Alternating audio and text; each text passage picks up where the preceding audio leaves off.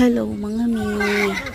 Ito yung another way para maiwasan ng iyong mga anak ang mawak ng cellphone. Iwas cellphone. Yan. Ayain mo minsan. Maglaro kayo sa labas. O, diba? Magkaroon na kayo ng quality time. Nagbanding na kayo. Maiwasan niyo pang gumamit ng gadgets. O, diba? Ang saya. Nakatawa ka pa ng malakas, nakahalakhak ka pa ng malakas. Diba? Hindi yung puro gadgets ngayong bakasyon.